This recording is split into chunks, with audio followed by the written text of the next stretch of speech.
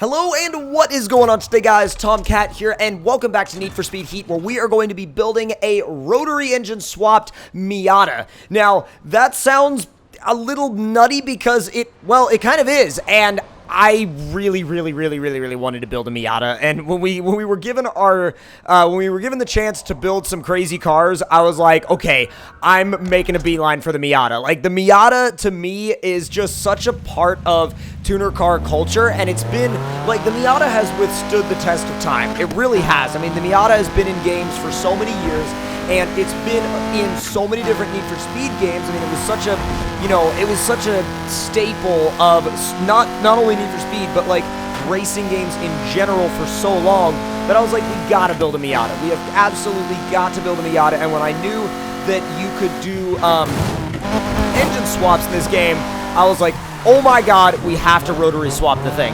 Now, I did realize that I was like, wait, I drove under that just random sign. Why? Because Miata. Just Miata things. I was like, you know what? I'm going to go back to that sign, and I'm going to park underneath it, because I'm in a freaking Miata, and I'm going to do Miata things in my freaking Miata. Now, I will say, my insurance company is not going to be happy with me when I tell them that my NA Miata smashed into a Ferrari F40. Basically a $2,000 car smashed into a $1 million car. No big deal there. That insurance company call is going to be awful. But anyways, regardless of all of that, we are now back at the garage, and we are going to get started on customizing our Miata. Now, there are quite a lot of different options for the Miata, as you will see in this particular video, in terms of customization-wise. But one of the biggest things that I wanted to talk about in this video, like I said before, is the rotary swap. Now, the engine swaps, I'm just going to go ahead and get it out of the way right now. They are very expensive, okay? They're definitely something that you're going to have to save your money up for in the game. And now, I will also let it be known that, like, I'm sure later on in the game you're going to get more money for races than you would before, because the races will be harder and, like, things like that, as you go along.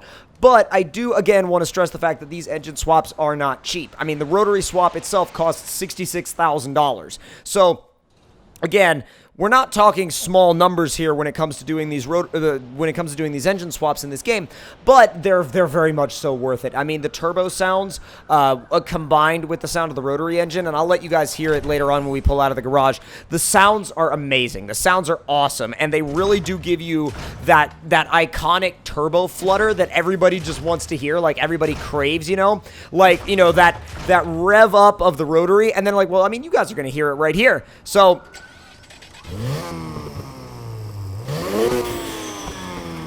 and as you can see, after revving it a couple of times, I promptly bought it. I promptly was like, take my money, I need that in my Miata right now. Now, I think Miata guys have always been like, the rotary swap into a Miata has always been kind of that one thing where in real life, everybody's like, yeah, it'd be super cool, but I don't want to do it. Like, I want to do it, but I don't want to do it. Or I want to do it, but I'm not going to follow through with it.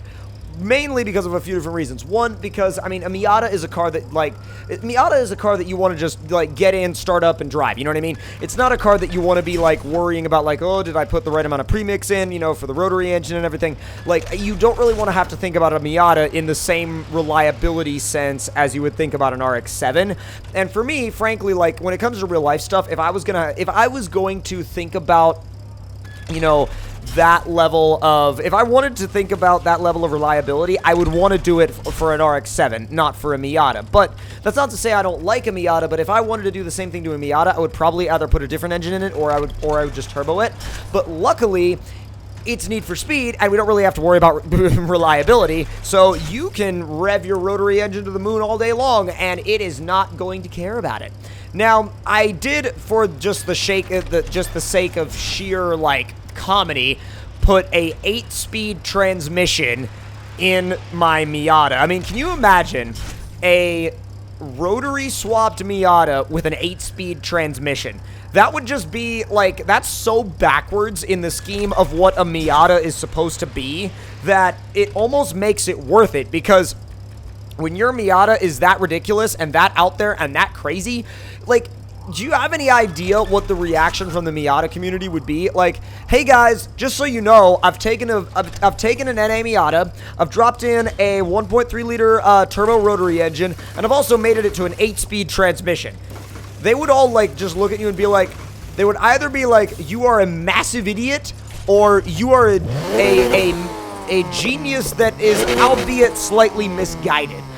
So I ended up, you know, kind of playing around with the exhaust tuning on this rotary a little bit, and it sounds really, really good. I mean, whichever way you go, it's really hard to make one of these sound bad. I've always loved the sound of a rotary, but I've never really been a fan of the reliability issues of a rotary because I've always had friends that have owned rotaries and that have gone through the reliability problems and have blown up their rotaries, you know, and have always had to do like the constant checkups and like they've either overheated or whatever. Like it was always kind of like a constant battle to keep the thing running. And, you know, there's nothing wrong with that if it's something that you love, you know, like I'm not saying that there's anything wrong with, you know, keeping up a rotary powered car. I mean, if you want to keep up your rotary powered car and you love it, freaking go for it. I mean, I've never owned one, and everybody that's owned a rotary has told me that like you will, like, once you own one, you'll either love it or you'll hate it, and if you love it, you will go to whatever lengths you need to keep it performing its best. So who knows, maybe someday I'll own a rotary powered car, and maybe someday I'll go, oh my god, I was missing this,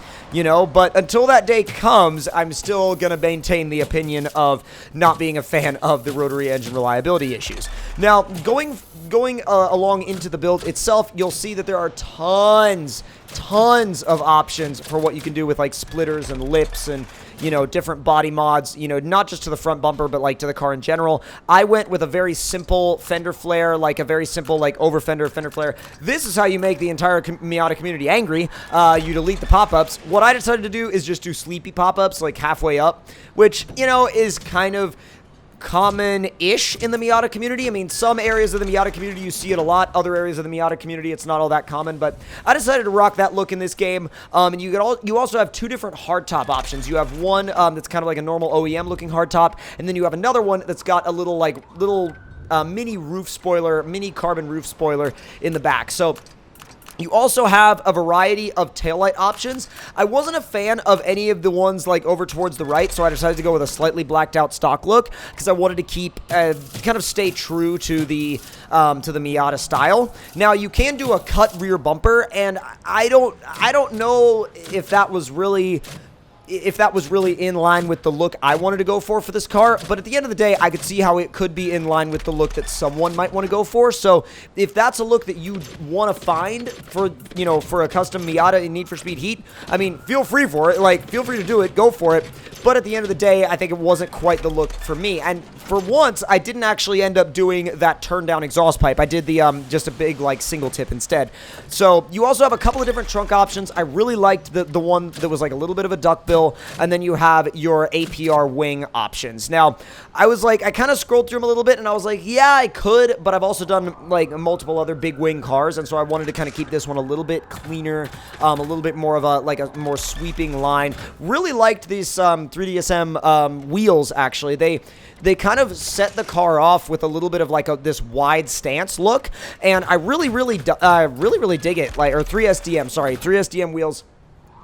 They really set the car off, and I think they really did a good job of completing the look. I mean, it actually, once I put those wheels on the car, it took on a completely different persona, and it went from like a Miata on daisies to like all of a sudden completing this wide body aggressive look, and it actually made it seem like there was something really going on with the car. Now, as far as like the paint goes, I wanted to do something kind of bright, but with a little bit of a fade to it. I didn't want to go like any kind of crazy purple. I almost wanted like a little bit of a burnt look for the car, and that was at least my idea that I had in mind when I went into the painting process. And I was like, okay, so if we're gonna do like a little bit of a burnt look, then I definitely want a mixture of like red and gold. And I think I got somewhat close to what I was looking for here, but you know, at the end of the day, I was like, it's cool, but it may or may not have been what I was going for. I don't know. It's definitely a color that I would have to kind of, you know, keep around for a little while and just see see how I liked it over time.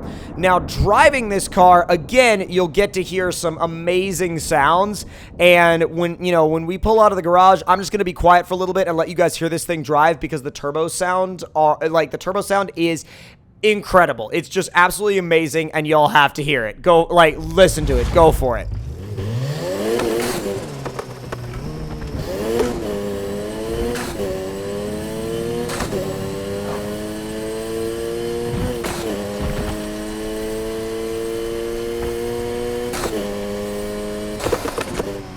Doesn't that sound just so good? I mean, it just sounds so right, and it sounds at home in this car. I mean, I know it's not an RX-7, but it really does sound at home here, and I think that it's actually, I think that it actually really fits the character of the car when you start driving it around. And I was also a little bit more fond of the,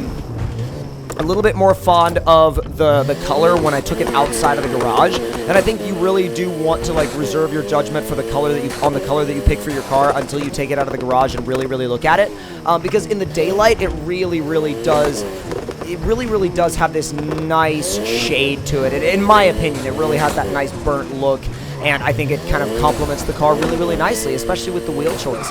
Now, I think there's going to be a lot of people running around in Miatas in this game, and if you are going to be one of those people, let me know in the comment section below. If you enjoyed this video, make sure to click that like button, subscribe if you're new to the channel, and let me know if you're going to be picking up Need for Speed Heat or not, because we are definitely going to be running some open lobbies when the game comes out. We're going to be running car meets, we're going to be running photo shoots, we're going to be running all sorts of different things where you could bring out your car and just have a blast. So, hope you all enjoyed the video. If you did, make sure to leave it a like, and I will see you all next time. Talk to you guys later.